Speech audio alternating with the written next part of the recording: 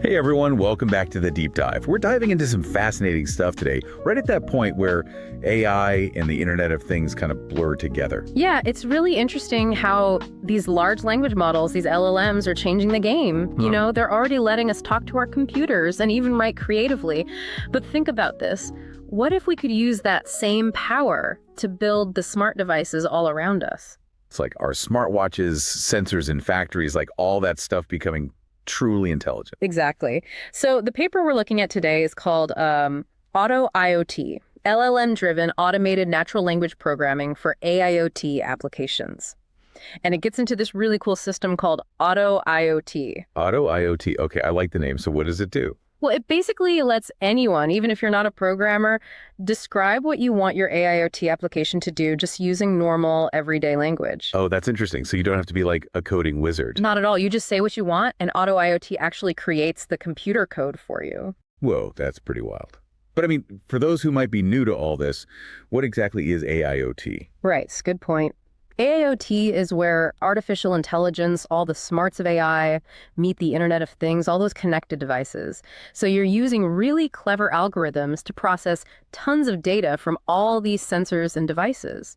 So it's like making sense of all the information coming from our smart devices. And I guess that has huge potential in like healthcare, smart cities, even self-driving cars. Absolutely. It's a field with so much potential to change how we live and work. But as this paper points out, the way we're currently trying to build these AIoT applications, especially with these big language models, it's not as straightforward as it could be. There are some real challenges. I see. So what's the problem with how we're doing it now? Well, right now, a lot of the approaches involve sending all the raw data from those sensors up to these huge AI models in the cloud. Oh, okay. So all the data from my smartwatch goes up to some massive computer somewhere else to get processed. Exactly. And that immediately raises some concerns. Well, first, there's the privacy issue. Who's seeing all this data, this potentially very personal data, and what are they doing with it? That's a big concern. Yeah, that makes sense, especially with things like health data. You don't want that just floating around. Right. And then there's the cost. Constantly sending data back and forth and asking these massive AI models to process it, well, that can get very expensive. I guess, especially if you've got data streaming in all the time from tons of devices. Exactly. And then there's another issue. These language models, they're powerful, but they can only handle so much information at once. Kind of like they have a limit on how much they can process. Yeah, exactly. So developers often have to break up the sensor data, maybe simplify it or downsample it, just so the language model can handle it. But that means you might miss important details. Ah, so it's like trying to cram a whole book into a tiny box. Yeah. You're going to lose some of the story. Yeah, a good analogy. And then finally, there's this issue of, well, how these big AI models actually make decisions. Like what's going on inside their digital brains. Exactly. It can be a bit of a black box. We don't always know why they reach a certain conclusion. And that makes it hard to really trust them, especially in critical AIoT applications where safety or important decisions are involved. That makes a lot of sense. So we've got privacy concerns, costs, data limits, and this trust issue. Precisely. And that's where AutoIoT comes in. Okay, so AutoIoT is like the superhero of AIoT. Well, it's definitely trying to tackle these challenges head on. The core idea behind AutoIoT is to use a large language model, an LLM, but not to directly analyze sensor data. Instead, it uses the LLM to generate programs like the actual code to process the data right there on the device itself. Whoa, so it's like teaching the devices to be smart themselves. Yeah, exactly. Instead of sending everything to the cloud and asking, hey, did the person fall? You're saying to AutoIoT, build me a program that can tell if someone fell based on their smartwatch data, and AutoIoT creates that program. That's pretty impressive. So it's not giving you the answer directly, it's giving you the tools to get the answer yourself. Exactly. And because you have the code, developers can actually see what's going on, understand the logic, and make sure it's doing what it's supposed to. So that transparency really helps with the trust issue. Absolutely. And because the program runs right there on the device, on your smartwatch or sensor, you don't need to send all that sensitive data anywhere. So that solves the privacy problem and saves on costs too. Right. And because it's processing locally, you don't have those data limits anymore. You can use all the detailed sensor data without bottlenecking the network. And what's really interesting is the researchers actually found that the programs created by AutoIoT, in some cases, they performed even better than traditional AIoT approaches. Oh, wow. So not only does it solve these problems, but it might even work better. That's pretty amazing. Yeah, it's a really promising approach. So the paper mentions this term, penetrative AI. What is that exactly? Penetrative AI is kind of a way to describe this idea of using LLMs to directly analyze raw sensor data, like it's reaching right into the physical world through those sensors. Okay, I can see where the name comes from. Yeah. It's like the AI is directly plugged into the real world, but I guess that has some of the downsides we already talked about. Right. It can be a bit of a privacy nightmare, and it's not always clear how the AI reaches its conclusions. So AutoIoT takes a different approach. It leverages the LLM's ability to understand and generate language to create instructions, programs that can process the data locally. Makes sense. Instead of relying on a remote AI all the time, we're making the devices themselves smarter. Precisely. And that local processing has some big advantages. Besides the privacy and cost benefits, you can handle much more complex data without any network delays. That's crucial for things like, say, a safety system that needs to react quickly. I bet. Like, if your car needs to brake suddenly, you don't want it waiting for a response from some server miles away. Exactly. So the researchers actually tried just directly asking LLMs to write AIoT code, just giving it a task and seeing what it came up with. Like, hey, LLM, write some code to detect heartbeats. Pretty much. And it turned out that wasn't always so successful. Sometimes they got code with functions that didn't actually do anything, or it tried to use libraries that didn't even exist. There's a good example in the paper Figure 3, where they asked it to write code for heartbeat detection. Oh, so the LLM was kind of making things up. It's not so much making things up, but more like it lacks that very specific knowledge needed for these AIoT tasks. LLMs are trained on huge amounts of data, but they might not know the best way to process signals from a particular type of sensor or how to structure an entire AIoT application. I see. It's like knowing how to write a sentence is different from knowing how to write a whole novel. A good analogy. And these LLMs, they don't inherently know how to check if the code they generate is actually going to work or if it's the most efficient way to do it. So generating a simple code snippet is one thing, but building a complete AIoT application is a whole different ballgame. Exactly. It needs to be robust, reliable, and efficient.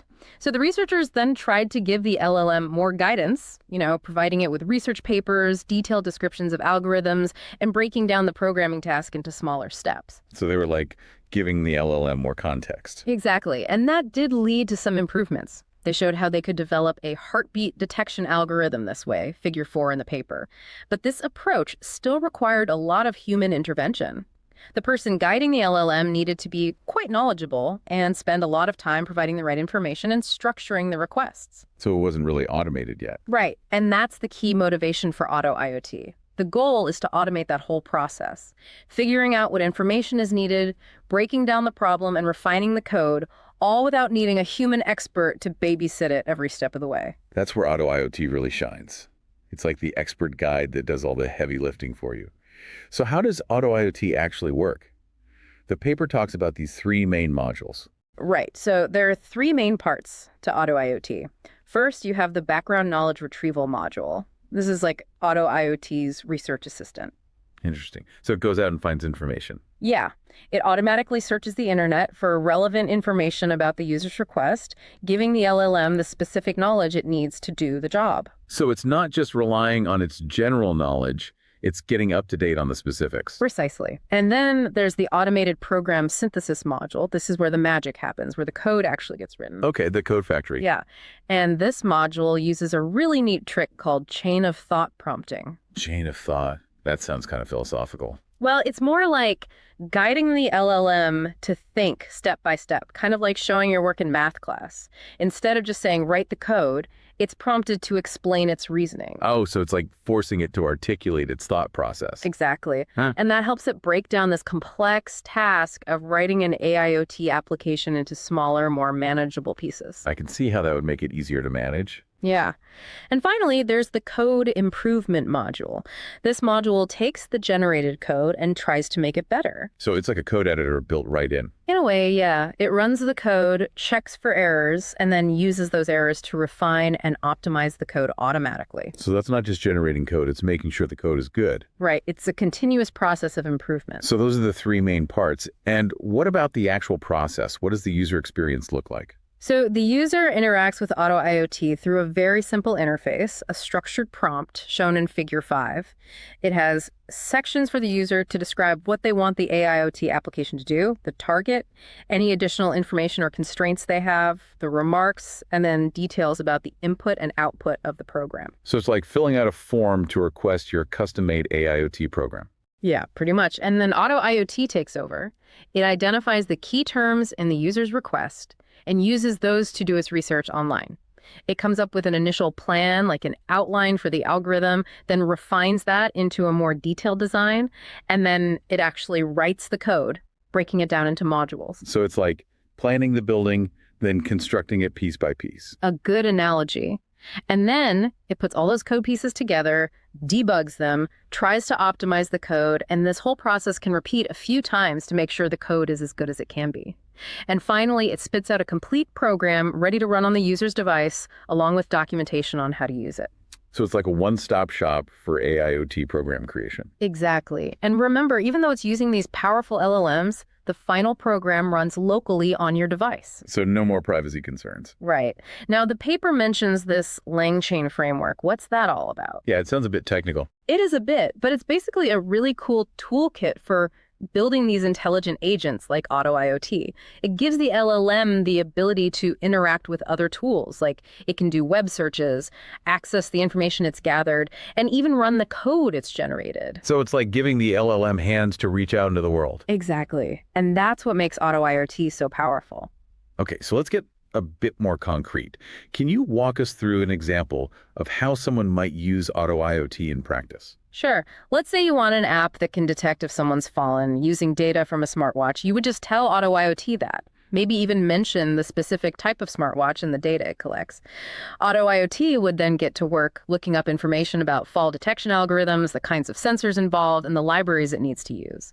It would then write a program that implements a suitable algorithm, maybe in Python, and package it up with instructions on how to install the necessary software and run the program using your smartwatch data. Oh, that's really neat. So it takes care of everything from the research to the final program. Exactly. And you end up with a program that runs on your smartwatch, so your data stays private. Now let's dig into the specifics of how AutoIoT works. Focusing on that heartbeat detection example, what does the user actually see when they interact with AutoIoT? The user sees a structured prompt, a template with clearly defined sections. The first part is for defining their objective, what they want the AIoT application to achieve, and this is labeled as the target. Makes sense. So you start by telling AutoIoT what you want to accomplish. Right. And then there's a section for providing additional context or constraints. For instance, they might say, hey, I want this program to run on a device with limited memory, or I need the results to be very accurate, even if it takes a bit longer. These extra details are labeled as remarks. It's like giving AutoIoT hints or guidelines to work with. Yeah. And then the final part is for specifying what kind of data the program will receive as input and what kind of output it should produce, the program input-output specifications. This helps AutoIoT understand what the program needs to do and how to structure the code. So it's like setting the boundaries for the program. Input goes in, output comes out. Okay, so that's how the user gives instructions. But how does AutoIoT gather the knowledge it needs to actually write the code? That's where the background knowledge retrieval module comes in, and it's a really smart system. First, it asks the LLM to pick out the important terms from the user's requests. Like keywords that describe the task. Exactly. In the heartbeat detection example, this could be terms like MIT-BIH arrhythmia database, because that's a common data set used in heartbeat detection research, ECG data, because that's the type of signal we're dealing with, and R peaks, which are these specific features in the ECG signal that indicate a heartbeat. So it's pulling out the specialized vocabulary related to the task. Precisely. And then AutoIoT tells the LLM to use these keywords to search for information online. But it doesn't just search randomly. It prioritizes trustworthy sources like Wikipedia and GitHub, especially repositories that have code related to the task. So it's doing targeted research to find the most relevant information. Yeah. And it tells the LLM to focus on definitions, explanations, and actual code implementations. So it's gathering both theoretical knowledge and practical examples. That makes sense. You need both the what and the how. Right. Now, all the text it finds on these websites, it doesn't just store it as plain text. It converts it into these things called embeddings. Embeddings, what are those? Embeddings are a way of representing words and sentences as numbers, but these numbers capture the meaning of the text. Like, similar concepts will have similar embeddings. This is done using technology from OpenAI. So it's like turning words into a kind of numerical code that represents their meaning. Exactly. Yeah. And these embeddings get stored in a local database, a special kind of database designed for searching these embeddings quickly. This is where a system called FACE comes in. It allows the LLM to quickly search its knowledge base for information relevant to a particular concept or subtask. That's really clever. So it's built its own personal library of relevant knowledge. Precisely. And all of this happens automatically. But the user can also provide their own documents or links if they have some specific knowledge they want to add. So it's flexible. It can learn from both its own research and from the user's expertise. Exactly. Now, let's move on to the part where the code actually gets generated, the automated program synthesis module. The code writing machine. Yeah.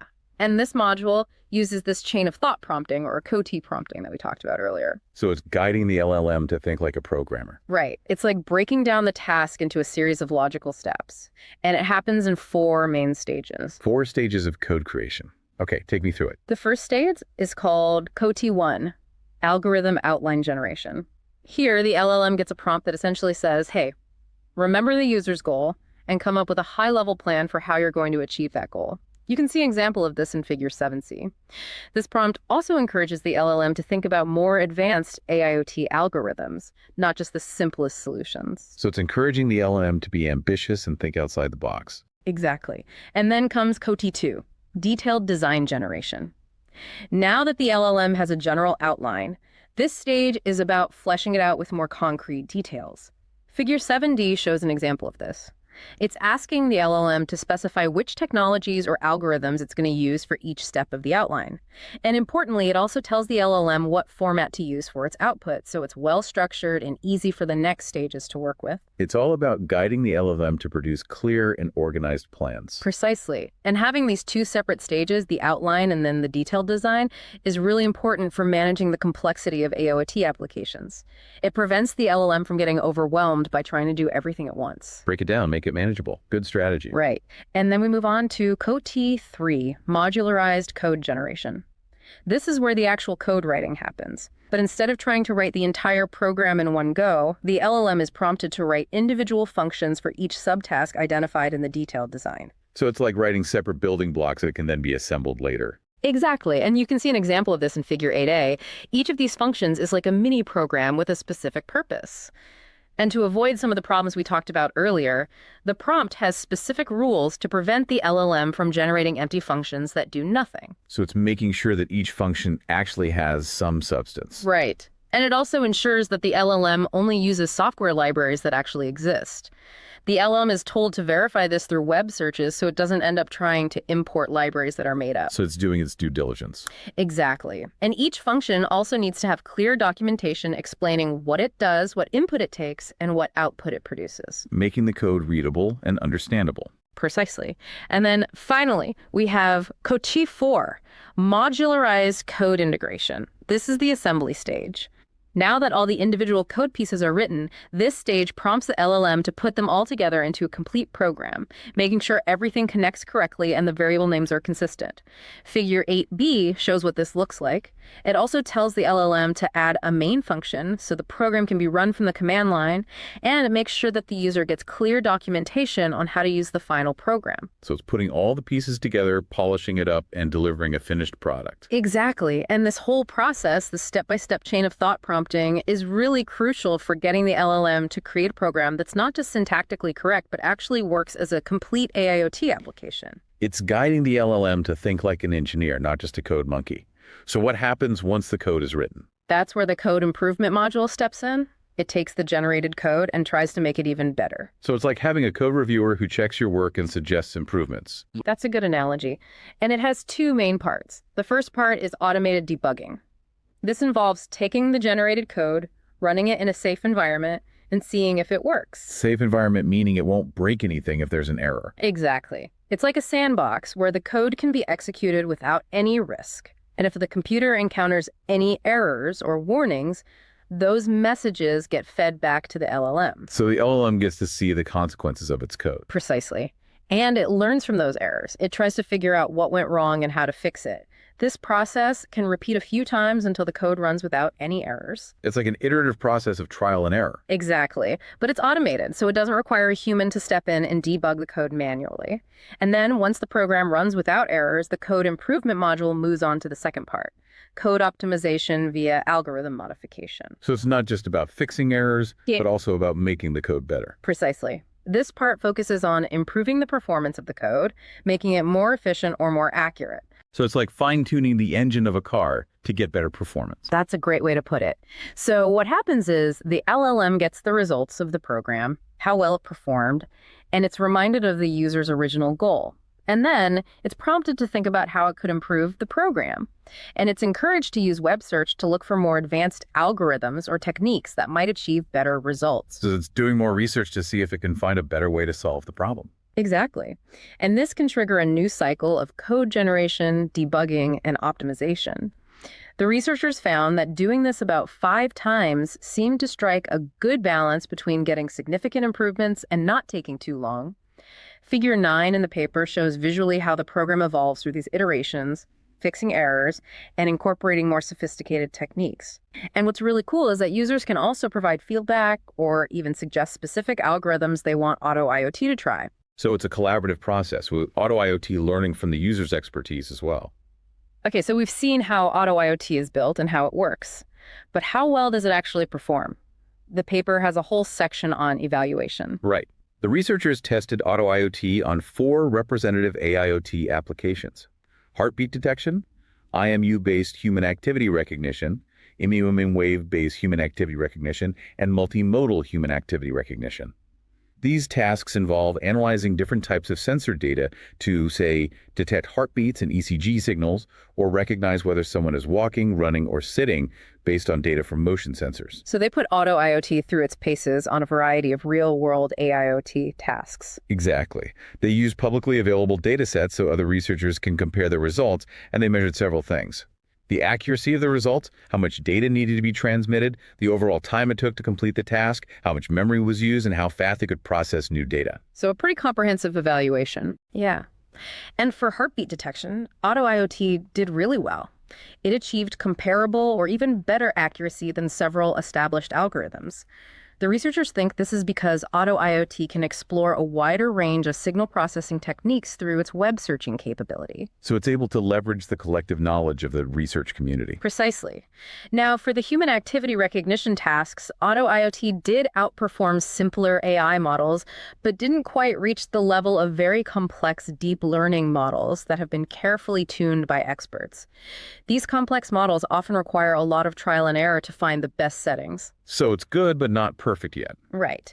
But the interesting thing is the researchers found that if users gave AutoIoT some hints about which settings to try for these complex models, it could actually find much better configurations. So it can benefit from human guidance. Absolutely. And for the multimodal human activity recognition task, AutoIoT showed that it could understand natural language instructions about resource limitations.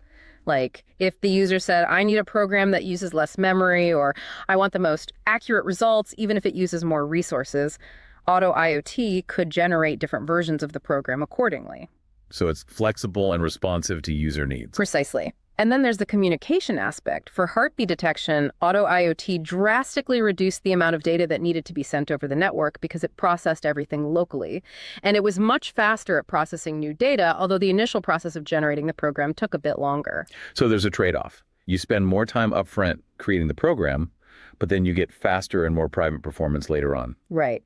And the paper also mentions these sensitivity analyses and ablation studies. These are ways of figuring out how important different parts of AutoIoT are. Okay, tell me more about those. So the sensitivity analysis looks at how things change when you tweak different parts of AutoIoT. Like, how much does the performance improve if you give the LLM more guidance? How does the performance change if you run more optimization cycles? What happens if you use a different LLM? And they found some interesting things. More user input could sometimes lead to better results, but it also took more time. So there's a trade-off between automation and human guidance. Right. And performance generally improved with more optimization iterations, but after a certain point, the improvements became smaller and it took longer. So there's a sweet spot, a point where you get the most bang for your buck. Exactly. And unsurprisingly, using a more powerful LLM generally led to better results. I guess the smarter the LLM, the better the code it can write. Precisely. Now, the ablation study is a bit different. It's like saying, what happens if we remove this part of AutoIoT? How much does the performance suffer? It's like taking the engine out of a car to see if it can still drive. Exactly. And they found that removing the background knowledge retrieval module had a big negative impact, especially for tasks that involved newer or less common data sets. So that ability to do targeted research is crucial. Absolutely. And if they removed the chain of thought prompting, the system was much less likely to generate code that even worked properly. So that step-by-step guidance is really essential. Right. And if they removed the code improvement module, it took many more iterations to reach the desired accuracy. So that automated debugging and optimization really makes a difference. Exactly. And finally, they also did a user study to see how people actually felt about using AutoIoT. Okay, so what did the users think? Well, they had both experts and non-experts try out AutoIoT for a human activity recognition task using RFID tags. And they found that the programs generated by both groups using AutoIoT performed better than a simple baseline method. So it's not just a toy for experts. It can actually help non-programmers create useful AIoT applications. That's the really exciting part. And interestingly, AutoIoT was even able to automatically fix some bugs and a security issue in the generated code during its optimization process. So it's not just generating code, it's also making sure the code is secure. Precisely. And in terms of how easy it was to use, most users found the code generation process to be pretty fast. The non-experts actually gave slightly higher satisfaction scores than the experts, maybe because the LLM was able to come up with pretty good solutions even with less detailed requests, drawing on its general knowledge. So it's like having an AI assistant that can take your vague ideas and turn them into working code. That's pretty cool. Yeah, it's a very promising direction for AIoT development. Now, for our Novel Notion segment, where we like to brainstorm about where this research could lead, what kind of exciting new ideas come to mind based on this work on AutoIoT? Okay, so here's one thought. What if we could create context-aware AIoT program evolution? Context-aware, like the AIoT application becomes aware of its surroundings and adapts. Exactly. Right now, AutoIoT takes the user's request, does its research, and generates the code. But what if those AIoT applications could continue to learn and evolve based on how they're actually being used and the environment they're in? That's a really interesting idea. Can you give me an example? Let's say you use AutoIoT to create a smart home security system that uses motion sensors to detect intruders. Okay, pretty standard stuff. Right. But what if you have a cat and the cat keeps setting off the alarm? Happens all the time. Right. So imagine if you could just tell the system, hey, that was just the cat, don't worry about it. And then the system could learn from that. Maybe it figures out how to distinguish the cat's movement patterns from a human's. Or maybe it uses data from other sensors, like a camera, to visually verify what triggered the motion. So it's like the security system gets smarter over time and learns to ignore false alarms. Exactly. It adapts to your specific environment. And you wouldn't have to constantly reprogram it or tweak the settings. It would just learn on its own. That would be amazing. So it's like taking that automated code improvement to the next level, where it's not just about making the code more efficient, but about making it smarter and more adaptable. Precisely. And this idea builds on a lot of existing research. There's a whole field of online learning for edge devices where AI models on devices can update themselves without needing to send all the data back to the cloud. And there's also a lot of work being done on context-aware computing, where systems adjust their behavior based on the environment and user interactions. So it's a convergence of different fields. Yeah. And the real-world impact could be huge. Imagine health monitoring systems that get better at detecting anomalies specific to you over time, or smart factory systems that adjust their maintenance schedules based on the actual performance of the machinery. It's like personalized AIoT that truly adapts to your needs and environment. Exactly. Now, how likely is this to happen? I'd say it's a moderate challenge. We'd need to figure out how to integrate continuous monitoring, efficient online learning, and robust feedback mechanisms, all without overwhelming the limited resources of many IoT devices. That's a lot to pack into a tiny device. Right. But it's definitely a direction worth exploring. Now, here's another novel idea, a bit more out there. What about federated and privacy-preserving AutoIoT for collaborative AIoT development? Okay, federated learning, that's where different devices collaborate to train a model without sharing their raw data. But how would that work with AutoIoT? Imagine this scenario. You have lots of people who want to create similar AIoT applications, but they're hesitant to share their sensitive data. Like they all want personalized fall detection systems using their own smartwatch data, but they don't want to share their health data with a central server. Exactly. So the idea here is to have multiple AutoIoT agents running on different devices, and they all collaborate to improve the code generation process without actually sharing their raw data. They might share anonymized feedback on how well their generated programs perform, or maybe even share high-level information about successful algorithm modifications they've discovered. So it's like they're all working together to build a better AutoIoT, bud.